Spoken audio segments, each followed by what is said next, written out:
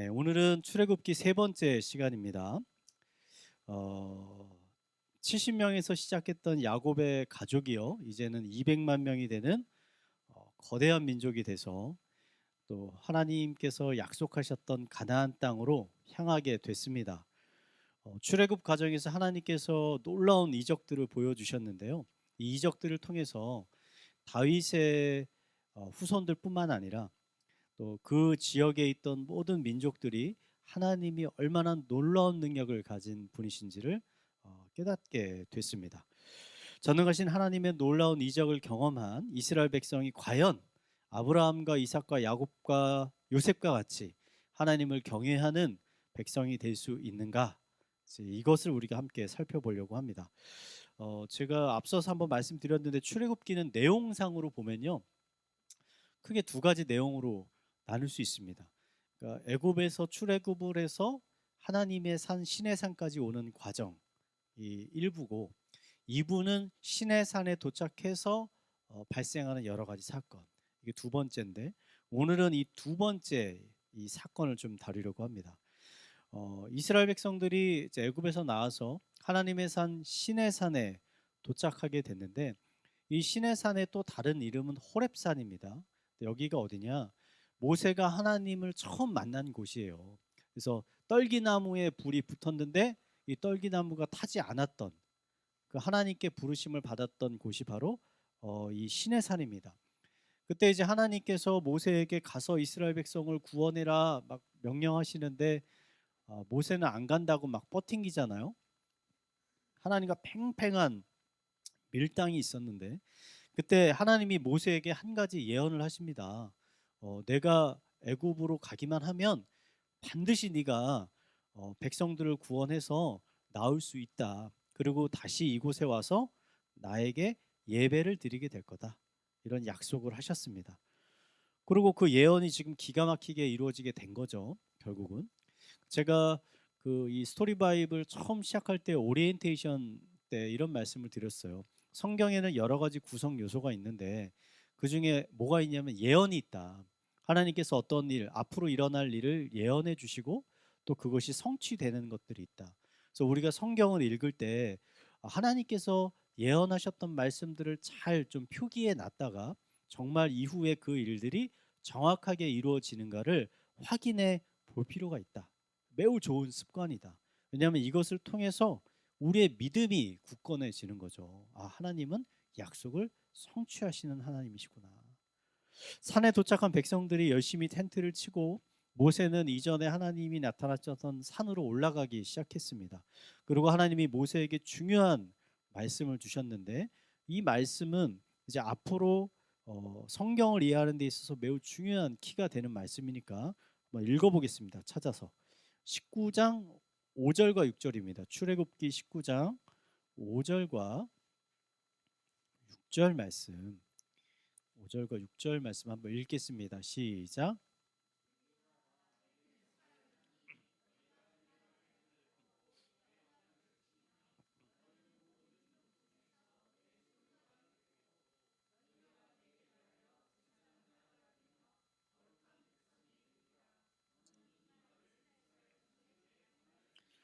자, 이 말씀이 왜 중요하냐면 하나님께서 이스라엘 백성들을 왜 애굽에서 구원하여 주셔서 가나안 땅으로 이끄셨는가, 그 목적이 무엇인지를 지금 정확하게 말씀해 주시잖아요. 근데 이 목적은 사실은 아브라함을 부르셨던 목적과 동일한 것입니다.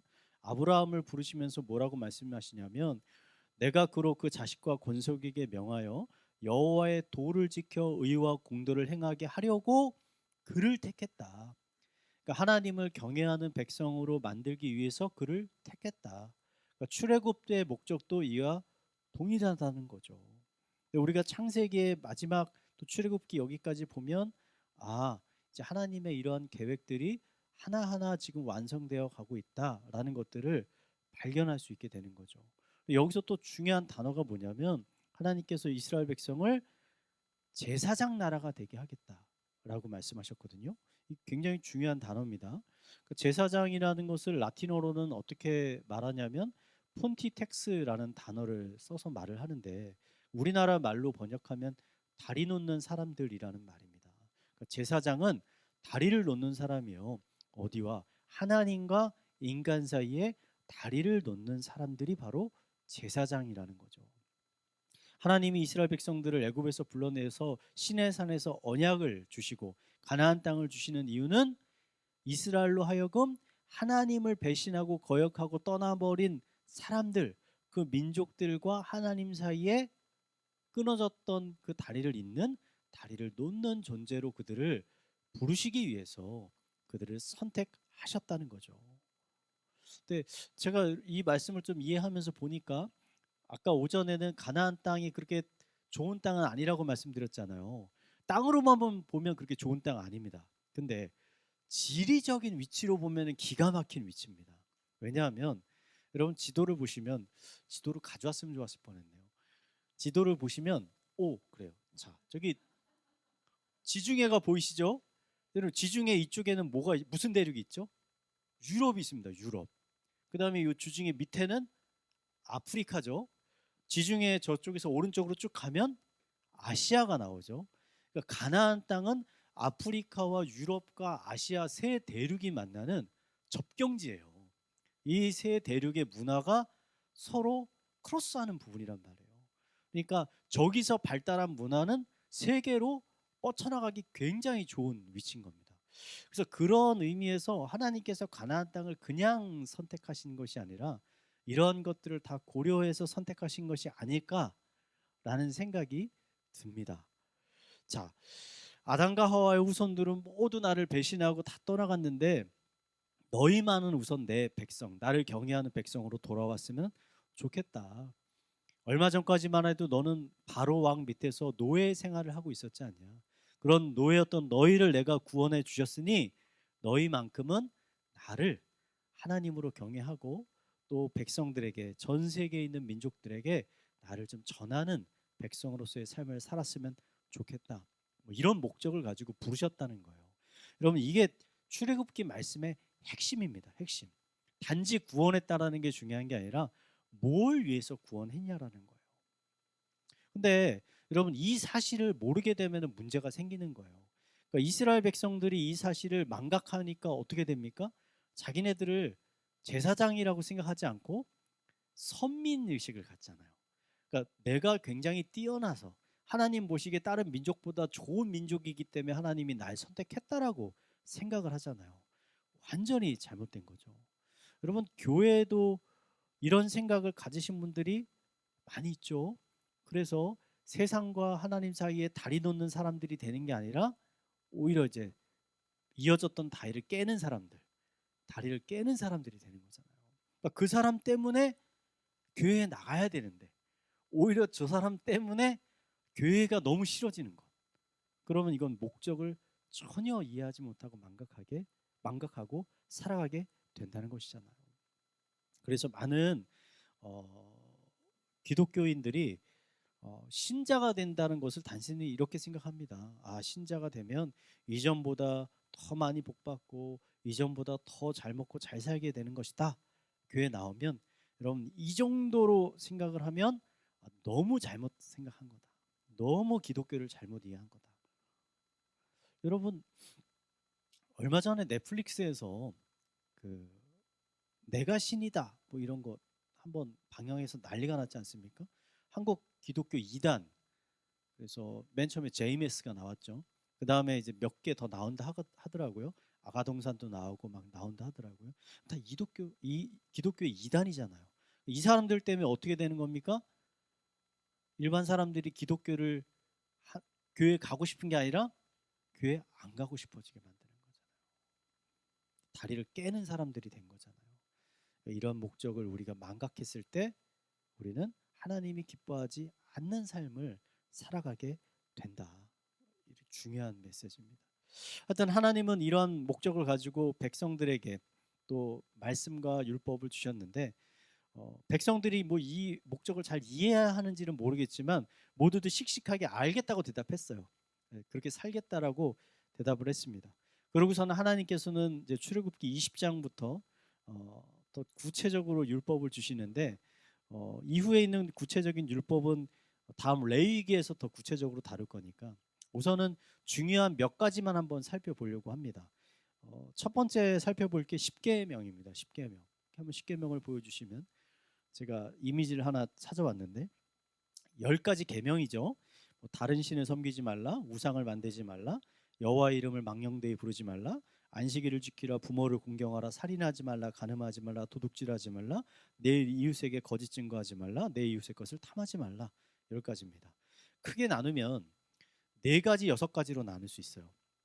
앞에 4가지는 우리가 하나님에 대해서 어떻게 행동해야 되는가라는 것이고, 나머지 6가지는 우리가 사람을 대할 때 어떻게 대해야 되는 것인가. 네, 여러분 이 십계명은 모든 율법의 기초와 기본이라고 볼 수 있습니다. 그래서 나중에 신약에 오면 어떤 사람이 묻잖아요, 예수님한테. 율법의 말씀에 가장 중요한 게 뭡니까? 라고 물었을 때 예수님이 뭐라고 말씀하십니까? 하나님 사랑, 이웃 사랑. 여러분 하나님 사랑, 이웃 사랑이 바로 이 10가지 계명을 축약시킨 거예요. 축약시킨 거. 근데 어떤 분들은 약간 오해를 합니다. 예수님께서 말씀을 내 이웃과 하나님과 내 이웃을 내 몸과 같이 사랑해라라고 했기 때문에 하나님 사랑과 이웃 사람이 병행으로 나오니까 이게 똑같다라고 생각하는데, 여러분 그렇지가 않습니다. 그리고 우선순위가 있어요. 더 중요한 사랑이 있어요. 하나님을 사랑하는 것이 더 중요한 겁니다. 우리 믿음 가운데. 왜냐하면 기독교인의 사랑은 하나님을 사랑하는 것부터 시작하기 때문이에요. 여러분 이것을 약간 혼용하시면 나중에 크게 낙심할 수 있습니다.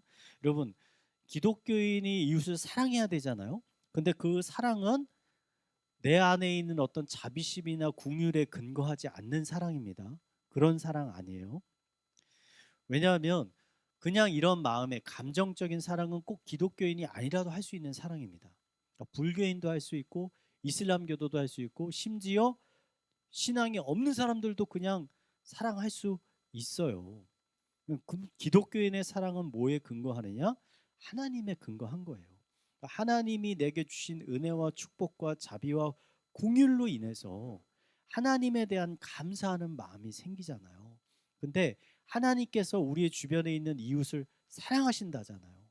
그들을 자녀로 삼고 싶으시다잖아요. 그래서 그 하나님께서 주셨던 은혜를 가지고 우리도 이웃을 사랑하게 되는 거죠. 그러니까 이것은 다른 종교를 가진 사람들의 사랑과는 다릅니다.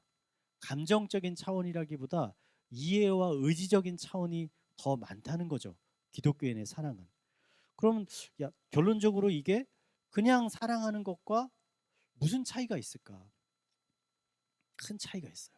어떤 차이가 있냐면, 만약에 우리가 하나님에 대한 사랑 없이 단순히 인간적인 마음을 가지고 이웃을 사랑한다. 그러면 어떤 결론에 이르느냐? 우리는 언젠가 크게 낙심하게 됩니다. 낙심하게 돼요. 왜냐하면 여러분 끊임없이 인간은 우리에게 실망감을 주기 때문이에요. 실망. 여러분 그런 거 경험해 보지 않으셨어요? 여러분이 누군가에게 사랑을 부어줬는데 그 사람이 그 사랑을 받고 나에게 그럼 반응을 해줘야 되는데 오히려 밑빠진 독에 물을 넣듯이 아무런 반응이 없는 거예요. 사랑으로 대했는데 오히려 악으로 내게 갚는 거예요. 여러분 이런 경우 굉장히 많습니다. 굉장히 많습니다. 이럴 수도 있죠.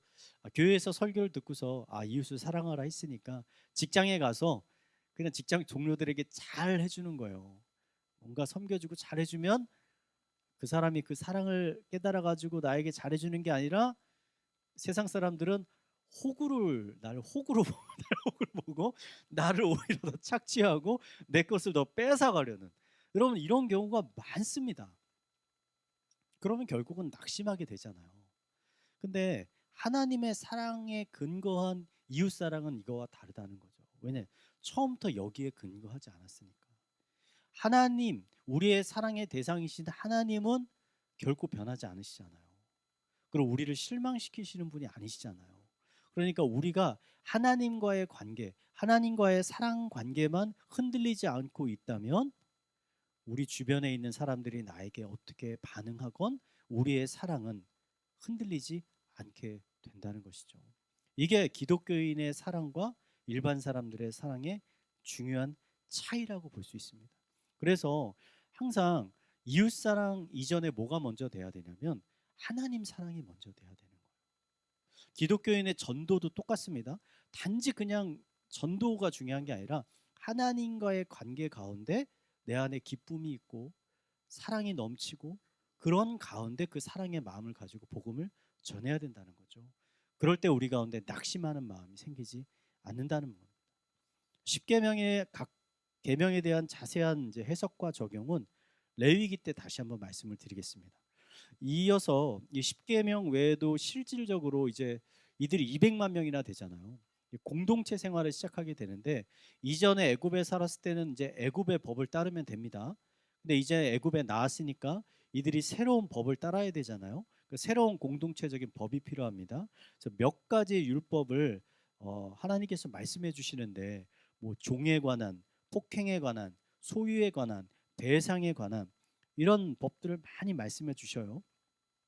근데 이 법 중에서는 지금 우리 현대인들이 보기에도 납득이 될 만한 법들도 많이 있습니다. 예를 들어 누구 것을 훔쳐서 손해를 줬으면 그만큼을 배상해야 된다든지 뭐 이런 것들은 충분히 납득이 됩니다. 근데 어, 어떤 법들은 시대적인 문화적인 차이가 있는 법들도 있습니다. 예를 들어서 제가 종에 관한 법을 한번 들어볼게요. 여러분 이스라엘에는 노예가 있었나요? 없었나요?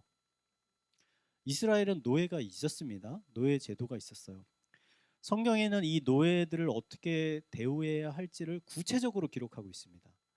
율법의 명령은요, 그 당시에 민족들이 가지고 있던 이 민족들이 노예를 대하던 법들에 비하면 양반입니다. 굉장히 양반이요. 굉장히 자비롭고 인격적이에요. 예를 들어 누군가를 노예로 딱 삼게 된다. 그러면 율법에는 7년째 되는 해에는 그 노예를 풀어주게 돼 있어요. 풀어주게 돼 있어요. 만약에 그 노예가 계속 있고 싶다고 하면 남을 수 있지만 일반적으로는 풀어주는 겁니다. 그 한국도 노예 제도가 있었잖아요. 조선시대. 이런 풀어주는 게 있습니까?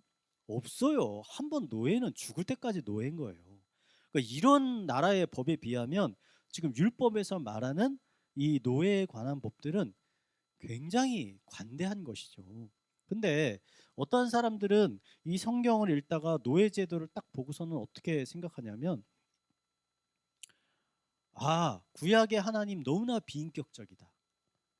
어떻게 노예 제도를 인정할 수가 있느냐? 인간을 사랑한다면 어떻게 그럴 수 있느냐? 라고 하면서 하나님을 배척하는 거죠. 교회를 배척하는 거예요. 근데 여러분 우리 기독교인은 이것을 어떻게 이해해야 될까요? 여러분 우리는 율법에 있는 내용들을 지나치게 문자적으로 이 시대의 관점만 가지고서 이해해서는 안 되고 그 율법이 가진 핵심적인 사상과 정신이 무엇인지를 먼저 이해할 필요가 있습니다. 얼마 전에 인터넷 뉴스에서 한 글을 봤는데 이런 글이었어요. 세종대왕 시대에는 종이 굉장히 많았대요. 노예 숫자가 많았다는 겁니다. 그래서 사람들이 세종대왕을 어떤 사람으로 보냐? 인간의 인권을 무시하는 악한 왕이었다라고 사람들이 비난을 하는 거예요. 여러분, 과연 세종대왕은 비인격적인 왕이었나요? 나쁜 왕인가요? 일반적으로 우리들은 그렇게 평가하지 않죠. 세종대왕을 좋은 왕이라고 평가하죠.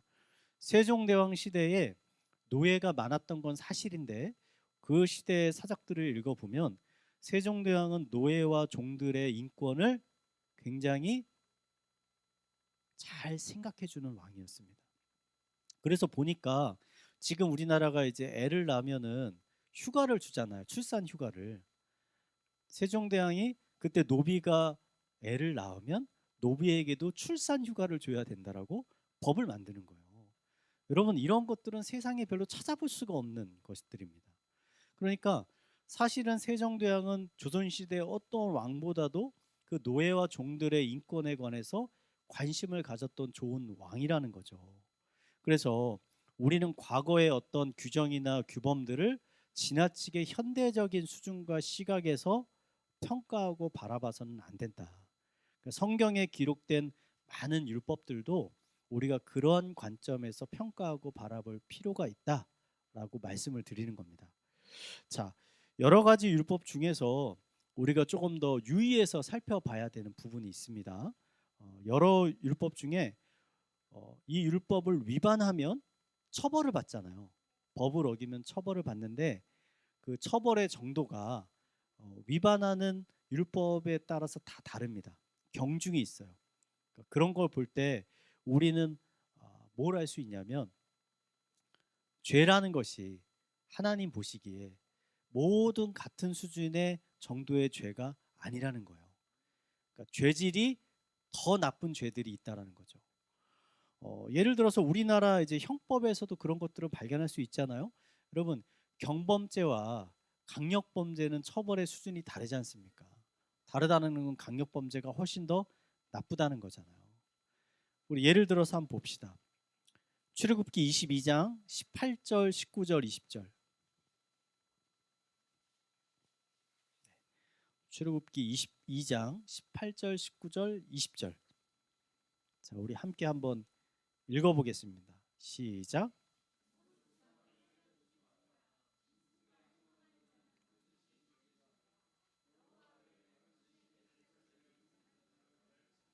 자, 이 세 가지 보면은 다 어떻게 하라는 거예요? 다 죽이라는 거예요. 그죠? 무섭죠. 그럼 하나님께서 죽이라는 건 뭡니까? 이 세 가지 범죄가 하나님 보시기에 굉장히 악하다는 거죠. 여러분, 우리들이 연약해서요, 완벽하지 않잖아요. 매일매일 죄를 지으며 살아가지만 우리가 특별히 조심하고 경계해야 하는 죄들이 있다는 걸 잊지 말아야 된다는 거예요. 그 대표적인 게 뭐냐면 성경에서 말하는 우상숭배와 음행입니다. 우상숭배와 음행. 불륜이나 동성애 이런 것도 여기에 속하는 겁니다. 여러분, 요새 동성애 문제가 굉장히 시끄럽잖아요. 그래서 동성애를 또 지지하고 하는 사람들 중에 이런 비난을 합니다. 교회들은 왜 자기 안에 있는 수많은 죄들에 대해서는 그렇게 강력하게 비판하지 않으면서 동성애에 관해서는 그렇게 강력하게 비판을 하느냐. 저 이런 거 많이 봤거든요, 인터넷에서.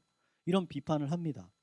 근데 이거는요, 그분들이 성경에서 말하는 죄의 차등에 대해서 잘 이해하지 못하기 때문이에요.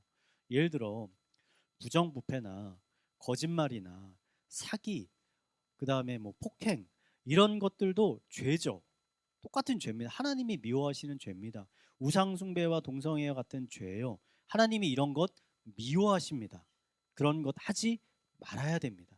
하지만 이런 죄들 중에서 하나님이 특별히 미워하시는 죄가 있는데 그것은 뭐냐?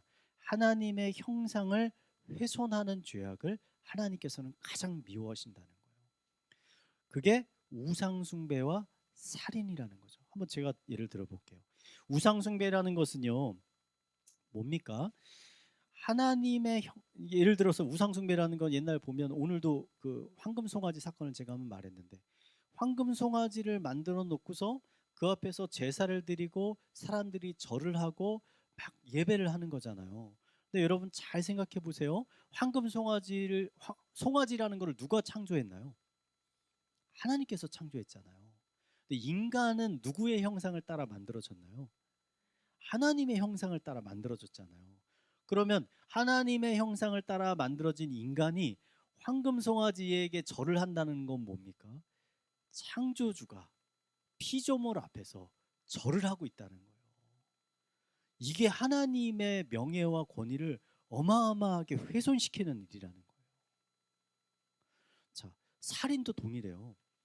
인간은 하나님의 거룩한 형상을 따라 만들어졌잖아요. 그 거룩한 형상을 죽인다는 것은 무슨 의미입니까? 하나님을 살해한다는 것과 동일하다는 거예요. 그래서 하나님께서는 이러한 죄악들을 굉장히 미워하신다는 겁니다.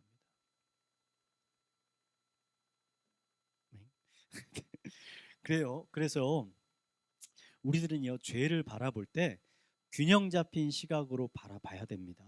그리고 특별히 하나님이 미워하시는 죄들에 대해서 민감한 경각심을 가질 필요가 있다.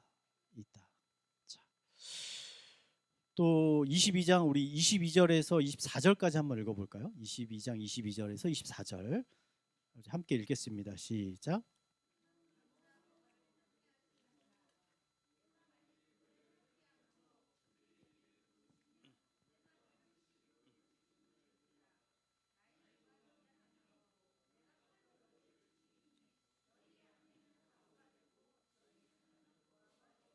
자, 우리는 이제 하나님이 주신 율법을 통해서 하나님이 어떠한 하나님이신지를 성품을 발견할 수 있는데, 이런 율법을 통해서 하나님은 자비로우신 하나님이시라는 걸 발견할 수 있습니다.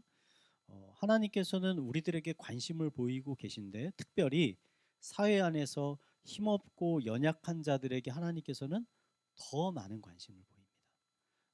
신약시대 예수님이 그런 말씀하신 적 있죠. 약하고 연약한 자들에게 베푼 것이 바로 나에게 베푼 거다 라고 말씀하신 적이 있잖아요. 고대 시대의 약자는 여자, 어린이, 나그네, 그러니까 과부, 어린이, 나그네, 이런 분들이 가장 이제 약자 그룹에 속해 있던 사람입니다. 약육강식의 시대에 어린이나 장애인들은 얼마든지 사회에서 버려질 수가 있었습니다.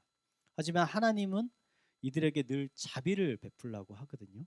예를 들어 추수할 때가 이르러서 추수를 합니다. 그럼 하나님께서는 추수하다가 낫으로 딱 베다 보면 이제 어떤 것들은 줍지 못하고 땅에 떨어지잖아요. 근데 그걸 줍지 말라고 하세요. 이유는 간단합니다. 나중에 고아나 과부나 나그네가 와서 그것을 주워갈 수 있게 하라는 거예요. 그들에게 먹고 살 수 있는 기회를 열어 주라는 겁니다. 여러분, 중세 시대에는요, 이자가 없었습니다. 이자가. 돈을 빌리는데 너무 좋은 세상이죠. 이자가 없었으니까. 근데 요새 세계적으로 금리가 계속 오르고 있어가지고 지금 빚을 대출 받으신 분들은 많이 힘들 텐데, 중세 시대에는 이자를 받지 않았다는 거예요. 그 이유는 그 중세 시대는 중세 교회가 로마 카톨릭이 강력한 힘을 발휘했잖아요. 근데 그들은 성경 말씀에 입각해가지고 돈을 빌려주면서도 이자를 받지를 않았습니다. 우리 22장 25절 한번 읽어보실래요? 22장 25절 한번 읽겠습니다. 시작.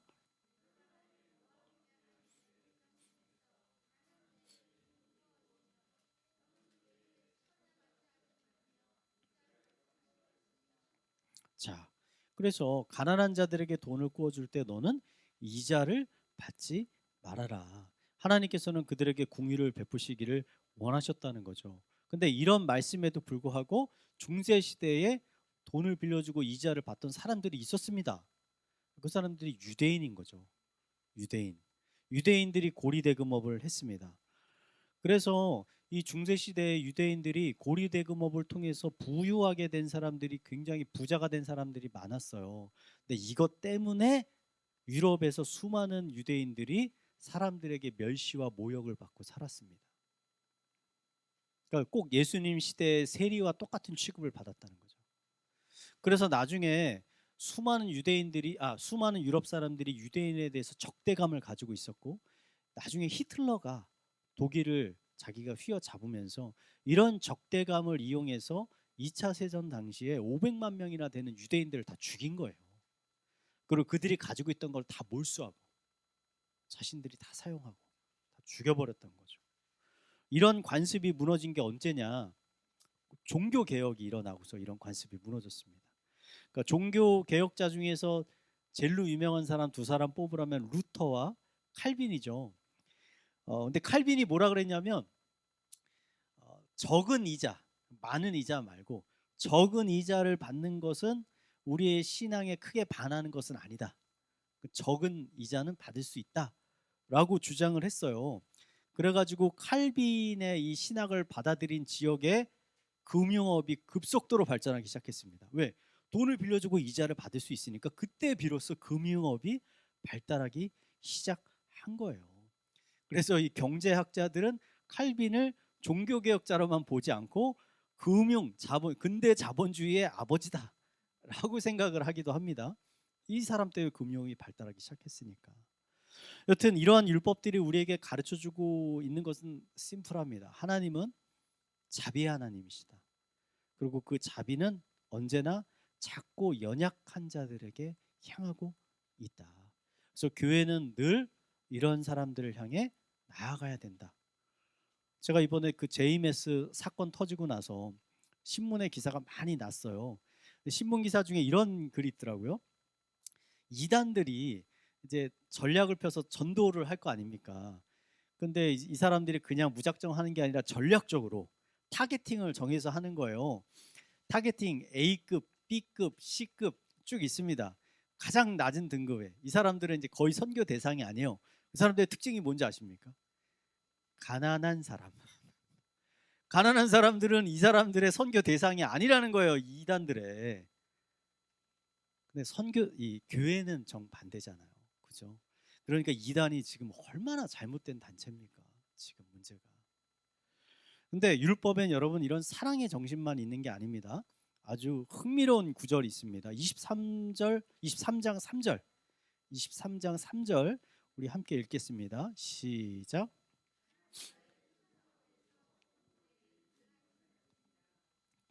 자, 이게 뭡니까? 재판이 있는데 가난한 사람이라고 해서 저 사람이 잘못했는데도 불구하고 저 사람 편을 들어서는 안 된다는 거잖아요. 불쌍하다고 해서, 연약하다고 해서 죄를 졌는데 죄인이 아니라고 얘기해서는 안 된다는 거죠. 이게 뭘 보여주냐면 하나님의 균형을 잘 보여주는 거예요. 사랑의 하나님인 동시에 하나님은 공의의 하나님이라는 거예요. 잘못한 걸 잘못했다라고 이야기하신다는 거죠. 이 균형을 잘 이룰 필요가 있다. 모세는 하나님께 받은 모든 율법을 기록했습니다. 그리고 백성들을 모으고 그 앞에서 그 율법을 다 낭독을 했어요. 그 율법을 들은 백성들은 다시 한번 그 율법을 지키겠다라고 아멘 아멘 그렇게 대답했습니다. 그래서 하나님과 이스라엘 백성 사이에 언약이 약속이 정식으로 체결이 됐어요.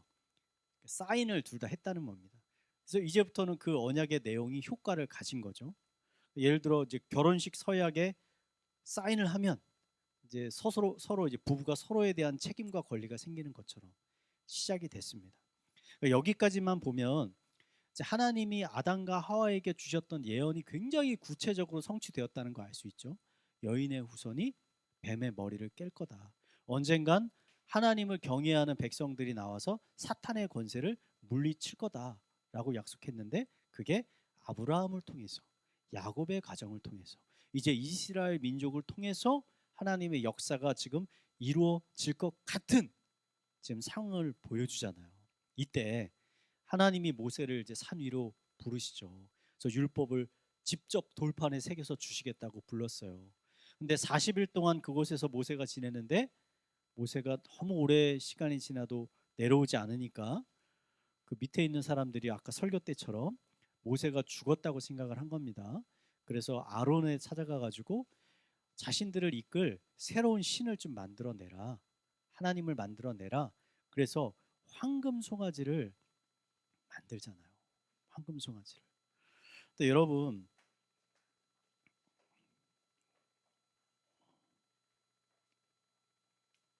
이 사건은요. 이 사건은 에덴 동산에서 아담과 하와가 선악과를 따먹을 만큼이나 절망스럽고 안타까운 사건이라고 볼 수가 있습니다. 왜냐하면 아담과 하와는 하나님과 하나의 언약 관계에 있었어요. 다른 건 다 해도 되는데 선악과만은 따먹지 마라. 그걸 이제 어겼잖아요. 그래서 계약을 깬 거잖아요. 그에 대한 심판을 받게 된 거잖아요. 그러고서 쭉 없었다가 지금 수백 년이 지난 후에 드디어 하나님이 다시 한번 똑같은 언약을 한번 체결했는데 체결하자마자 얼마 지나지 않아서 이스라엘 백성 쪽에서 그것을 다시 한번 파기를 했잖아요. 굉장히 안타까운 사건이고 끔찍한 사건이었다고 볼 수 있죠.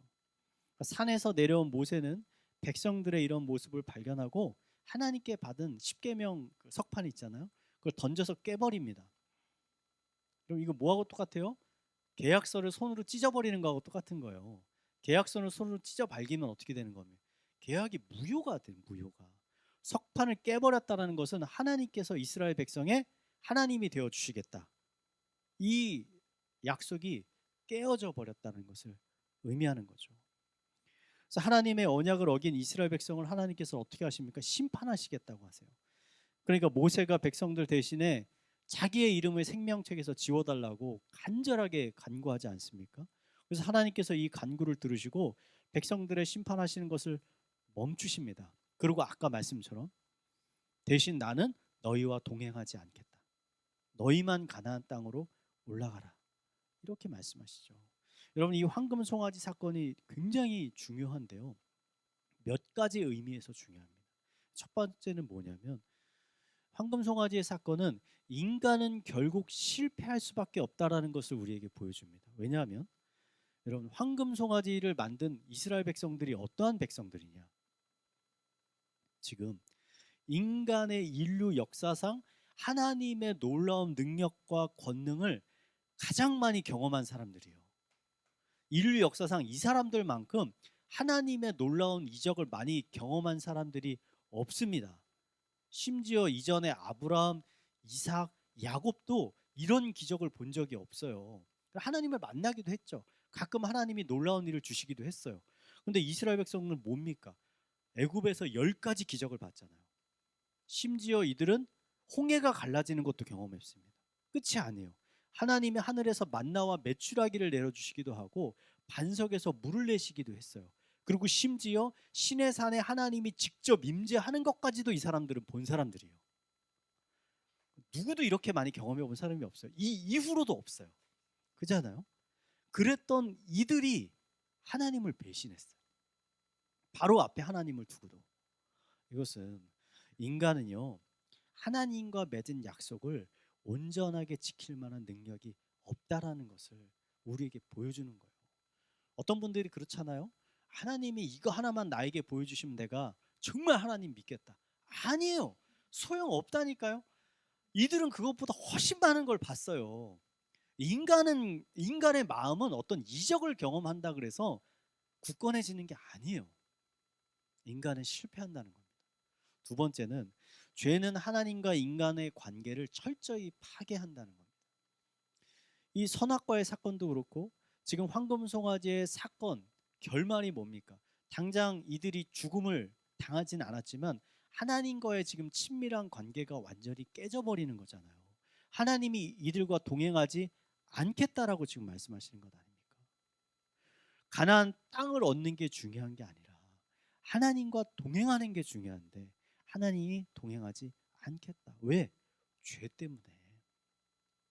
죄는 하나님과의 관계를 파괴한다. 세 번째, 황금송아지의 사건에서 모세는 앞으로 오실 예수 그리스도의 그림자와 같은 모습으로 등장을 하는 겁니다. 본래는 이스라엘 백성들이 언약을 파괴했으니까 그 잘못으로 심판을 받아서 죽어야 되는데, 원래는 죽어야 되는데 지금 모세가 어떻게 얘기하면 대신 나를 죽이시오 하는 거잖아요. 백성들은 살려주시고 하나님 대신 나를 심판해 주십시오 라고 고백하는 거죠. 여러분, 이런 모습은요, 창세기에서 야곱의 형제들을 살리기 위해서 유다가 어떻게 합니까? 차라리 나를 종으로 삼아줘라, 다른 형제들은 다 놔주고, 이런 희생의 모습을 보여주잖아요. 이것은 추후에 예수님께서 이 땅에 오셔서 우리를 위해 대신 죽으시고 그 죽음을 통해서 깨어졌던 언약의 관계가 다시 회복되어질 것을 미리 그림자와 같은 모습으로 우리에게 보여주고 있다는 것입니다. 그리고 이어지는 창세기 35장에서 40장의 사건은 백성들이 이제 성막을 만들 때 쓸 재료들을 가져오는 과정이 기록되어 있는데, 흥미로운 것은 백성들이 자원해서 이 재물들과 이런 것들을 가져왔는데 너무 많아서, 백성들이 가져오는 물건들이 너무 많아서 헌금을 너무 많이 해서 제사장들이 더 이상 가져오지 마라, 쌓아놓을 데도 없다 라고 백성들을 스탑시켜요. 이게 굉장히 중요한 사건입니다. 왜냐하면 여러분, 이게 바로 용서와 은혜를 경험한 사람들에게서 나오는 자연스러운 반응이라는 거예요. 지금 황금송아지의 사건을 통해서 원래 이스라엘 백성들이 죽어야 돼요. 심판을 받아야 돼요. 근데 그럼에도 불구하고 하나님께서 이스라엘을 용서하시고 다시 한번 그들을 언약의 백성으로 초청해 주시거든요. 이 사건을 통해서 지금 이스라엘 백성은 뭘 경험한 거냐면 죄사함과 용서함을 경험하게 됐어요. 그러니까 그 마음 가운데 뭡니까? 하나님께 감사하는 마음이 넘치잖아요. 그러니까 자원하는 마음으로 하나님이 요구하는 것도 아닌데 자신이 있는 것을 더 드리려고 지금 나오는 거 아닙니까? 여러분, 봉사와 헌신이라는 건 이렇다는 거죠, 교회에서. 뭔가 짜내가지고 하는 게 아니에요. 당신 집사고, 당신 장로고, 당신 권사인데 이 정도 해야 되는 거 아니야? 라고 짜내가지고 그 사람에게 나오는 게 아니고, 하나님이 주시는 은혜를 아는 사람, 경험하고 깨달은 사람은 누구나 자연스럽게 내가 가지고 있는 것을 하나님께 드리고 싶어 한다니까요. 이게 성경에서 말하는 헌신과 봉사라는 거죠. 여러분, 성경에서는 한 번도 하나님의 말씀을 들어보세요. 사람들한테 억지로 가져오라고 하지 않습니다. 하나님께서 헌금도 자원해서 내라 그래요. 너희가 기뻐하는 대로. 억지로 하지 마라. 억지로. 우선 중요한 건 은혜를 경험하는 거예요. 은혜를 경험할 때 자연스럽게 하나님께 반응하게 된다. 마지막으로 40장은 이제 성막이 완성이 됩니다. 그리고 하나님이 그 성막 가운데 충만하게 임재하시는 장면이 등장하는데, 여러분, 이게 굉장히 영광스러운 장면이에요. 40장 34절에서 38절, 긴 구절이지만 우리 함께 읽겠습니다. 40장 34절에서 38절 읽겠습니다. 시작.